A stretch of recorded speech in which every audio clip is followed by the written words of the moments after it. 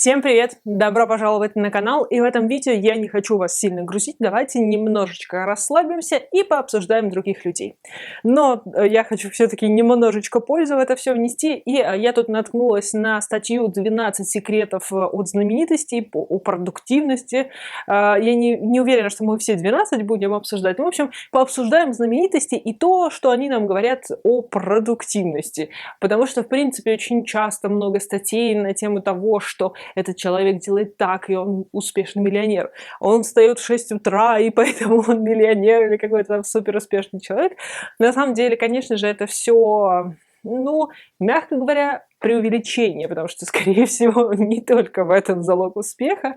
И, в принципе, я всегда вам говорю о том, что не слушайте других людей, не надо следовать чужим советам, при том, что я даю советы точно так же. Но в том смысле, что вы всегда должны это все примерять на себя. Если вам в этом всем некомфортно, ну, то есть вы попробовали жить как Илон Маск, и вам это вообще не подошло, лучше все-таки это оставить. Скорее всего, это не приведет к тем результатам, которые вы хотите. Ну, в общем, всегда нужно все персонализировать, все как бы подбирать конкретно для себя. И давайте все-таки начнем с того, что очень часто на самом деле меня спрашивают по поводу интервального сна. Потому что одно время было прям, знаете, такая мода, прям такой пик на статьи, что это в основном были люди прошлого, что там Леонардо да Винчи, Тесла, кто там, короче, еще большие дяденьки прошлого, которые, да, внесли очень большой вклад в науку, в политику, в историю, во многие сферы. В общем, они спали определенным образом, кто-то там по 15 минут каждый час, кто-то 4 часа, потом еще полчаса. Ну, короче, какие-то такие вот схемы определенного сна, не то, что там ночью лег, утром встал, как бы мы в основном это делаем, а как-то совершенно иначе. В общем, люди спрашивают, а действительно ли так можно, действительно ли это помогает и так далее. И отчасти да. За счет того, что у нас все-таки организм нелинейно живет, у него все равно есть эти ритмы, которые внутренние, определенные процессы. Если под них правильно подстроиться, то, в принципе, вы можете выработать свою определенную схему сна. Опять-таки, свою определенную схему сна, которая подходит конкретно вам. Но дело в том, что вот эти все деятели культуры, науки и так далее прошлого, они жили в прошлом, и они занимались такими делами, которые, ну, видимо, им позволяли так спать, потому что современный мир весь подстроен на то, что ночью вы спите, днем вы работаете, днем вы ходите по магазинам, занимаетесь делами, ночью вы занимаетесь, возможно, своими какими-то делами, но в основном мы все-таки рассчитываем на то, что ночью мы спим. Соответственно, если вы подбираете себе такой вот циркадный ритм сна, когда вот вы просыпаетесь, засыпаете и так далее в течение дня, не все могут себе это позволить. Да, он может вам идеально подходить, но вряд ли, например, в офисе будут довольны, что вы каждый там час ложитесь на 15 минут поспать. Это, возможно, будет немножко странно. Плюс, возможно, это не совпадет с ритмом вашей семьи. В общем, сейчас так много вещей, которые определяют, как вы должны спать, в какие дни, в какие часы бодрствовать, там, открытые магазины, встречи и так далее, что я не думаю, что это в принципе возможно. Если вы далеко где-нибудь живете, в какой-то своей вселенной, можно так сказать, занимаетесь своим делом, то есть работаете сами на себя, то, скорее всего, это реальнее воплотить в жизнь. Но если вы живете в современном мире, в обычном городе, то я думаю, что это просто будет очень сложно в реализации. Но давайте все-таки вернемся к советам. Вот первый совет у нас от актрисы Кэтрин Зета-Джонс. Она говорит о том, что я из тех людей, которые действительно считают понедельник новым началом. Даже когда я была ребенком, я помню, как учителя в школе говорили о блюз утро понедельника, никогда не думала так, мне всегда нравилось новое начало. Здесь речь идет о том, что после выходных, после каникул, после отпуска мы всегда долго раскачиваемся, потому что, ну, в общем, переключиться из отдыха в бодрствование достаточно сложно, и что нам хочется немножко продлить это все дело. В итоге зачастую первый день после чего-то такого очень размазанный, очень такой непонятный. Но на самом деле вот это понедельник, новый день месяца, Новый год и так далее, это очень мощная точка, если вы себя настроите на это. То есть, в принципе, у нас в голове уже есть такой, как бы такая засечечка, что новая неделя, новые начинания, и если вы себя настроите, что это действительно действительно так, то вы сможете воспользоваться этим импульсом, более продуктивно работать, больше вложиться и так далее. В общем, все зависит от того, как вы себя настроите. Если вы настраиваете на то, что понедельник это продолжение немножко вашего отдыха, то, скорее всего, не будет продуктивным. Если вы настроитесь на новое начало, вы сможете, я думаю, что-то начать. Далее у нас есть Френ Лебовиц, или Лебовиц, простите, я не знаю.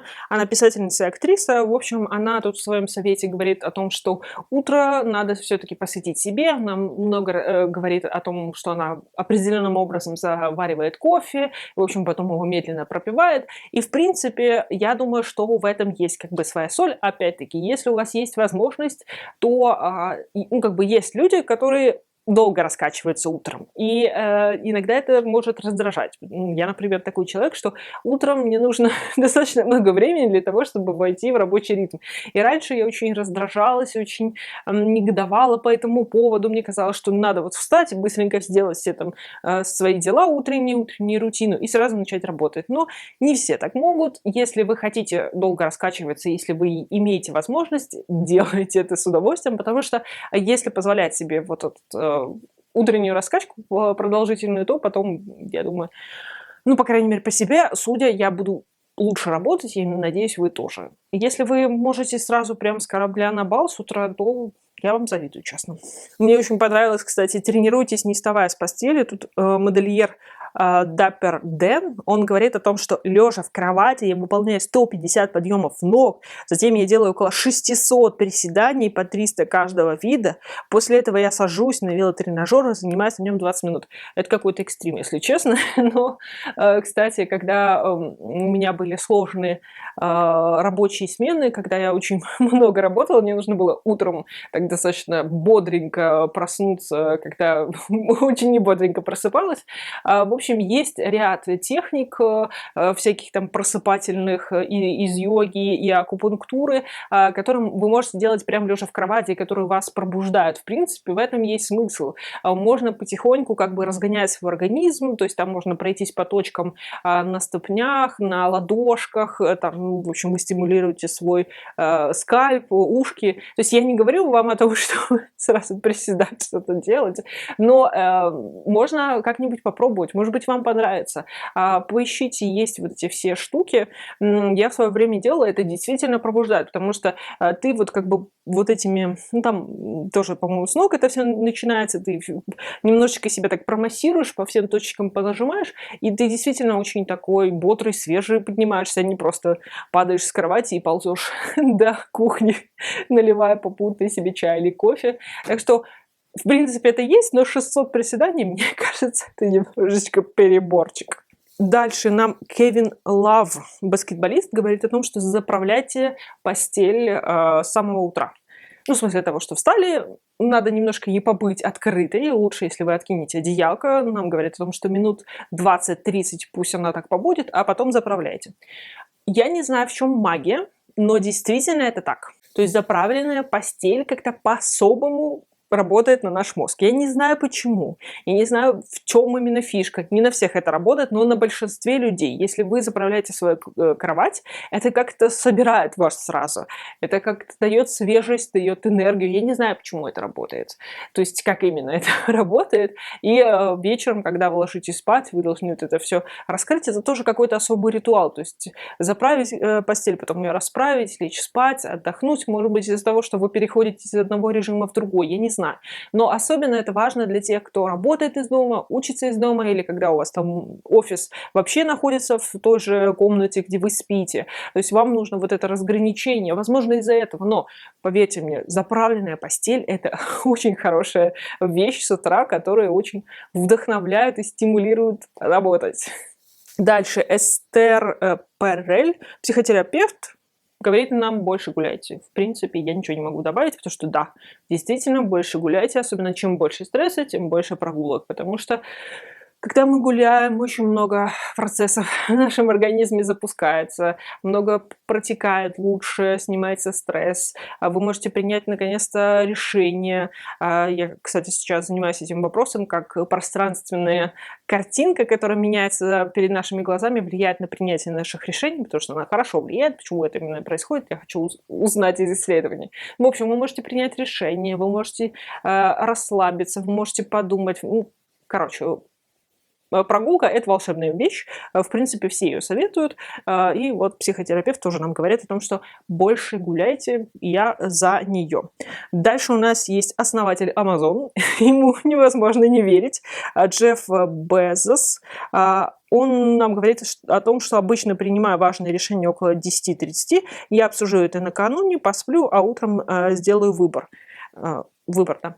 В общем, он принимает решения не вечером, а в определенные часы. В принципе, для важных дел он отводит как раз-таки какое-то определенное время. И да, это на самом деле хорошо, потому что вечером все наши силы истощены. Для того, чтобы принять решение, нужно очень много когнитивных наших способностей задействовать. Для этого нужны силы, которые уже на пределе. Мы можем принять абсолютно неверное решение, особенно если это в спешке происходит. В общем, ничего хорошего не будет. В большинстве случаев это какое-то будет самое простое, самое примитивное и работающее только конкретно сейчас. Это будет такой пластырь на пробоине, поэтому лучше обсудить, загрузить в свою голову все необходимые данные для того, чтобы принять решение, поспать с этим, потому что во сне, в полноценном сне, который проходит все необходимые вот эти циркадные ритмы, наш мозг обрабатывает эту информацию, он действительно думает над решением, и утром как раз вы, я думаю, сможете принять решение, поэтому тут больше совет не принимать решения с вечера, переспите с этой мыслью. Это давнишняя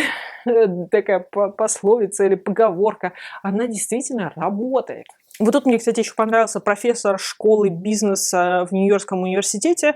Он нам говорит о том, что нужно ставить большие цели. Я хочу быть самым влиятельным мыслителем в истории бизнеса, и я работаю так, как будто уже им стал. Это немножко избитая тоже вещь, что типа живите так, как будто у вас уже все есть и так далее. Но отчасти это действительно так, но это больше, знаете, не в материальном плане, что живите вот так, как вы хотите, что там покупать какие-то супердорогие вещи, а именно на уровне ваших привычек, ваших решений. То есть старайтесь если вы хотите там более здоровым быть человеком, то каждый день там отказывайте себе в какой-то нехорошей там пище, больше гулять и так далее. То есть на вот этом уровне, если вы будете принимать решения как тот человек, которым вы хотите стать, да, это будет работать. И последний совет тут: сохраняйте события на бумаге, анализируйте их, от журналистки Норы О'Доннелл. Да, я всегда говорю о том, что все нужно переносить во внешние носители, потому что мы забываем, либо мы наоборот себе крутим в голове, и это мешает нам думать очень хорошо на бумаге, потому что вы придете к лучшим идеям, к более оригинальным вещам, чем если вы будете в голове себя крутить, потому что тут ограниченное время, место и возможности, потому что это все происходит в рабочей памяти, которая у нас очень ограничена. На бумаге у вас нет ограничений, вы можете писать, рисовать, соединять и так далее. У вас нет никаких ограничений, соответственно, вы можете двигать ту мысль и прийти к каким-то очень хорошим вещам. Так что думайте на бумаге, это очень полезно. И последнее, что сохраняйте спокойствие даже в кризис. Тут у нас генеральный директор Мелоди Хобсон нам говорит о том, что, нужно сохранять спокойствие даже в самые плохие времена, потому что потом вам это окупится, если вы успокоитесь во времена хаоса. В принципе, да, я очень надеюсь, что эта стратегия окупится. Очень сильно надеюсь. Все, мои хорошие, на этом все. Я надеюсь, я вас немного развлекла, отвлекла. И до новых видео. Подписывайтесь, ставьте лайк. До следующих видео. Пока-пока.